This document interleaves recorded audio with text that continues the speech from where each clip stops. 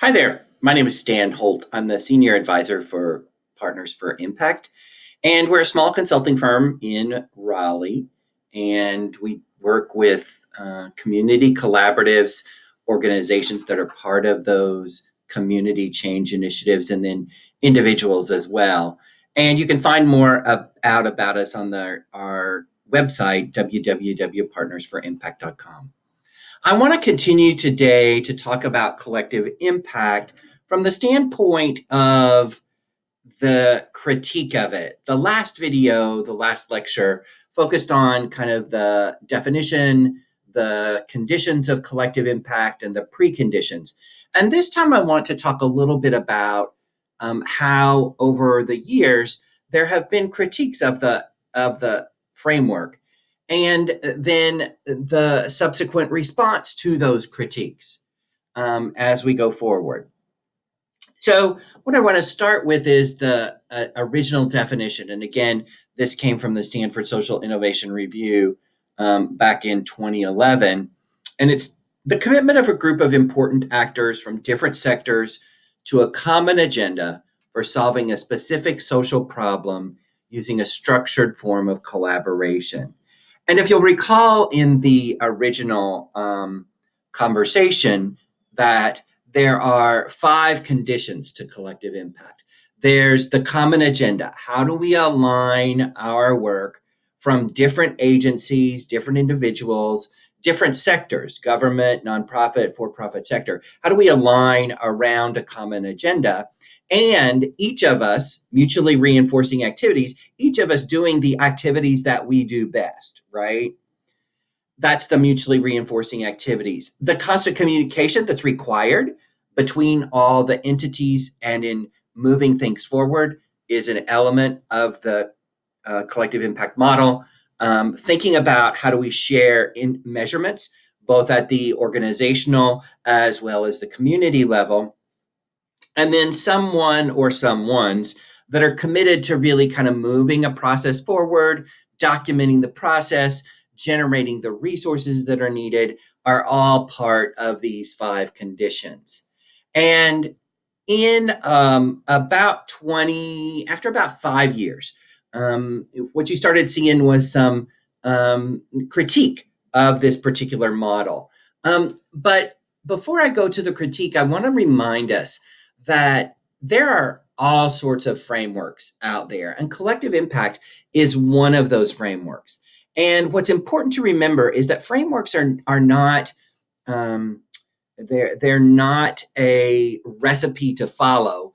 They are a way to help us organize things and help us organize our thinking, help us organize work, and it simplifies the structure in a way that can allow us to approach different solutions, to try different solutions in different aspects of the complex problem that's being solved.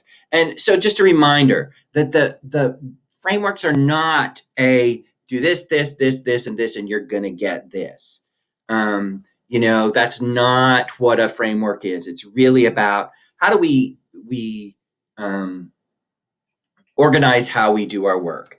So with that said, the critiques started emerging along about 2016, about 5 years later. And one of the most comprehensive lists of these critiques is from a gentleman named Tom Wolfe, and he put 10 of these together. So you got 5 on this side and 5 on the next slide.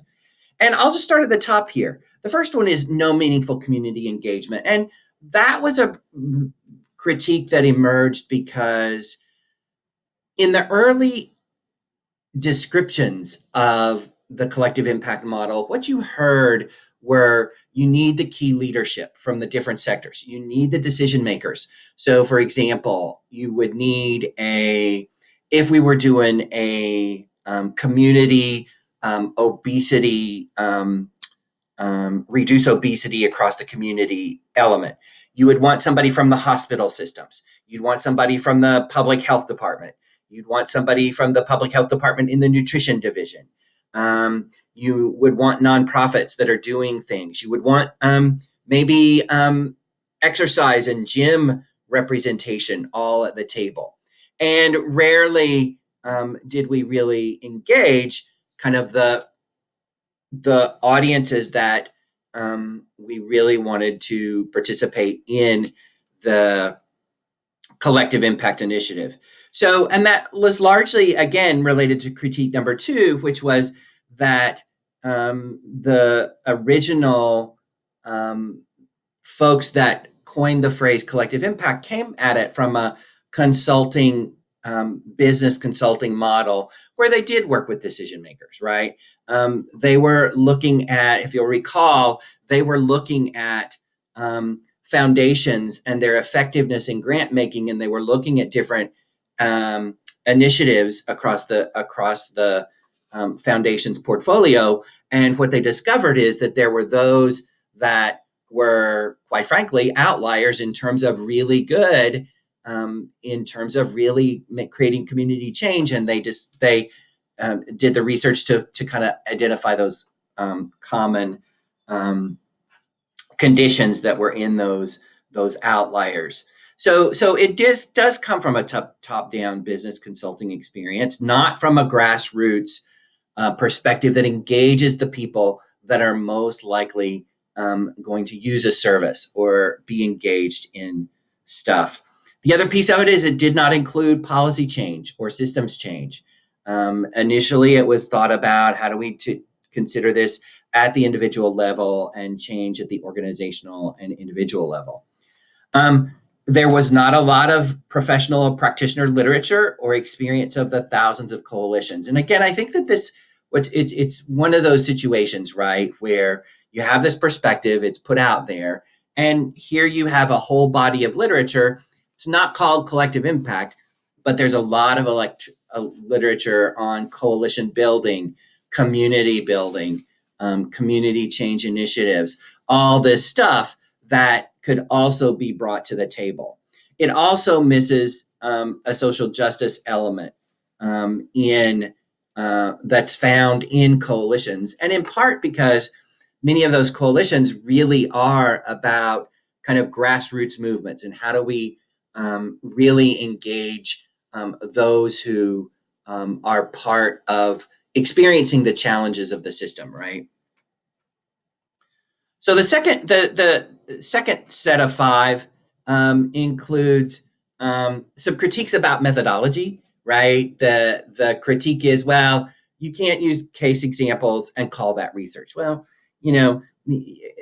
thorough case studies, that kind of thing could absolutely be research. So I'm not going to argue methods on this one. You could go down a rabbit hole there. It assumes that most coalitions have a well-funded backbone organization, right? And what we know is that when you're organizing community change, when you're organizing and creating community engagement, you're going to need funding to do some of the work that's necessary. And the kind of assumption was that you've always got that backbone organization that's going to be there to function well.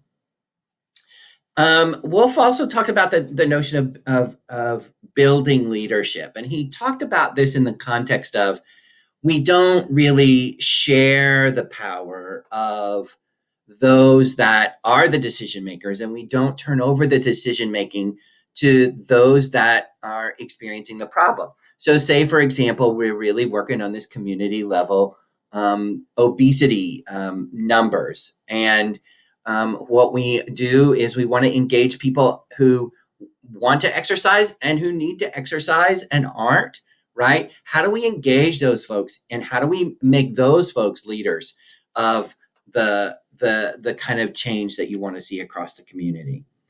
He critiqued about the notion that these cannot just be simplified to 5 conditions, and there were questions about whether or not, again, 5 years in, whether or not collective impact was contributing to actual coalition effectiveness.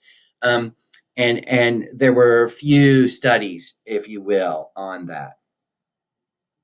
One of the other things, and you'll notice that this Tom Wolf also participated in this conversation, was this was actually several that they talked about the importance of collaborating for equity and justice, right? So there was the critique of collective impact, but what we really want to do is we really want to collaborate around issues of equity and justice, and this is yet another framework, right? Another set of ideas that can help us move in that direction. And this group of people really talked about number one, explicitly addressing issues of social and economic justice and structural racism, right? That so many of the challenges that we see in this country, so many of the complex problems are really rooted in structural racism, along with social and economic injustices that exist within the system as it was set up in this country. So you have to explicitly address those if you're really going to work towards equity and justice. You use a community development approach where you work in the community, you engage the community, you allow the community, it's not allow, you actually enable the community to really be the decision makers, that the community decides how what the agenda is. The community decides how the resources are going to be allocated for the in community development. It's how do we improve our community and the services in our community. So employ organizing and as part of the process and work to build that resident leadership and power. You've got to focus on policy systems and structural change, building on the extensive community engaged scholarship, right? So don't ignore the 40 years worth of studies that existed and coalitions and bring those to the table and construct functions for the collaborative based on equity and justice that facilitate structures and build member ownership and leadership. And again, that's that notion that you're constantly looking at the impact of racial inequities and really thinking about how do we change the very basic systems. How do we become an anti-racist organization in a movement, if you will, around the obesity rates, right? So number one, if we're looking at obesity in a community, how do we disaggregate the data to see if there's differences among Black people, brown people, and white people, right? How does that differ? What are the differences in those communities that would increase exercise or decrease exercise, right? So what are those impacts, right? And building the leadership in those communities. So this was a nice, I think of it as a kind of bridge slide then to, you have the authors, Kanaya and Kramer, saying, here's what collective impact looks like.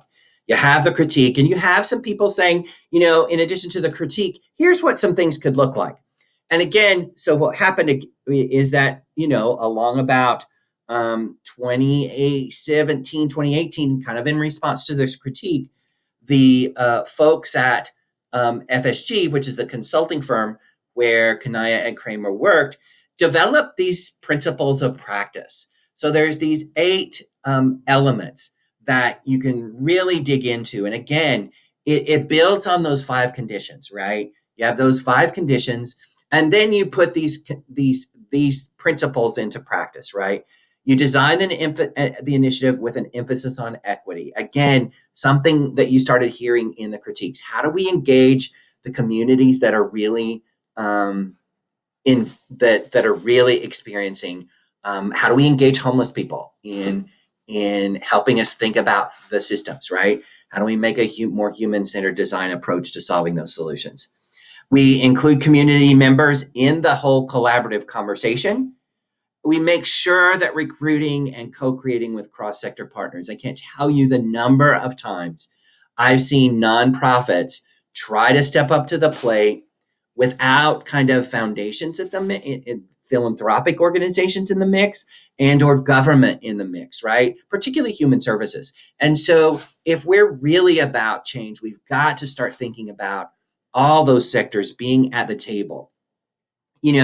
One of those things that are early on when we were beginning to build plans across the country to end homelessness, one of the things that we realized after several years was that, you know what? We're not talking to landlords. We need to be talking to landlords. They need to be part of the discussion. So, how do we get the landlords at the table to tell us what we need, tell us how it could work in terms of putting homeless folks into apartments? The other thing is to use data to continuously learn, adapt, and improve. So much of the time, I've experienced data as well, it is. It's a value judgment on how well the program's working, right? And that's a legitimate purpose for it. I think you have to add and. It's the data has to be used to learn, adapt, and improve, right? Now, if we get stuck on measuring one outcome and that's all we're about, then we're kind of missing the boat. And even if that outcome is successful, right? We oftentimes say, well, if it's broke, don't fix it. It's reasonable. But if it's achieving X at 90%, is there a next goal that would, if you really started looking at it, you could probably achieve 50% early on? And we're afraid to kind of say, what's a good example? Oh, here we go. We have 90% of the people who exit transitional housing move into permanent housing, right? So we can measure that 90% move, 50% sustain that housing for 1 year, right? So it's thinking about how do we, we could stop right there at our program and say we are the best in the business, but are we really looking long term? And in looking long term, how does that make us change our program to adapt and improve to meet those that different set of data? We really want to cultivate leaders with unique system leadership skills. And this is, again, something I've seen over and over in my professional career. And that is, I see some people who get it and some people don't. And it's largely the connection to the other agencies, other partners who are part of an ecosystem where my organization has to function. And so I would oftentimes see people who really understood that. And then there are folks that were like, I gotta focus on my organization. Here's how we do it. Here's how we survive. Boom, boom, boom, boom. Right. So it's cultivating that systems leadership. It's also, I think, important to cultivate, those in one of the preconditions, we talked about those champions, right? And it's important to cultivate those champions that do not have kind of a political agenda. They have social capital, and they're willing to use that to benefit the initiative, but they're not the ones that are really generating the solutions. They can be part of it, but they're not the one creating the solution that will benefit all. You have to focus on both program and system strategies, right? So as you're working within organizations, you have to work with organizations and say, here's the system. You have to build a culture that fosters relationship, trust, and respect across participants. One of the things that I have consistently heard time and time again is that your collaborative, your community change initiative only moves as fast as trust. And I've seen that over and over again. And so how do you do this work in ways that engage people in building trusting relationships? I mean, one thing that was really fascinating to me is that we recently were working with a client, and there was a group of people at the table that had worked together for nearly 3 years. And, they did that two truths and a lie. And as an icebreaker one day, and I was in the room, and I was really struck by one woman who said that she had 5 grandchildren. And people were like, well, that's not the truth. And she's like, yeah, that's the truth. And I was like, what have we missed about relationships in that group of people that we didn't know somebody was a grandma 5 times over, right? Something happened there that was really like, and it made me really recognize how important it is that we honor and recognize the people that come to the table in a meeting. The last one is to customize to local context. Every community is different, right? And so really thinking about how do we take these conditions, where do we take these conditions and practices and implement them, and what do they look like? So I've generated a lot of stuff. I've talked about the original collective impact initiative. I've talked what that was in the other lecture. This time I've talked about the critiques and then responses to that critiques. But I just kind of want to leave you with some of my own thoughts about how to think about this notion of collective impact. It's a framework. It helps us organize our work and organize our thinking. It is not a recipe. You don't do this, and this, and automatically it works, right? You have to really, I think it's really important to look at both the new way of thinking, the new framework, and add the existing body of research to the mix, right? Let's not lose those lessons. Let's think about how do we leverage those thoughts and ideas and bring those into the process. We've got to be using an equity lens. Here it is, July 2020, and we know what happened in late May in this country. We know what has happened all through June. And if we are not looking at the systems of systemic racism and the white supremacy culture that exists, we are really missing an opportunity right now to shift some of our basic ways in how we reach and care for people in our communities. So the number fourth piece is that we have to look at system change, and we have to think about what are the advocacy pieces that we need to do, what are the policy and existing structures that are barriers to the desired community change, and how do we change those, right? So it is, I'll probably talk about this at some point in the next video around this, but kind of thinking about the socio-ecological model where we look at the individual, the organizational, policy change, and systems change, right? So there's these concentric circles on that. And so we have to be looking at all those elements if we're really thinking about community change. So that's it for today. Thanks for taking a moment to really listen to some of these thoughts, and certainly check out the resources that are there. If you can, please like us. This is on a YouTube video, so we'd love a thumbs up, and subscribe to the channel. And please visit the website and subscribe to the blog that we have. So with that, thanks again. If you should need anything, I'm Stan at partnersforimpact.com. Thank you.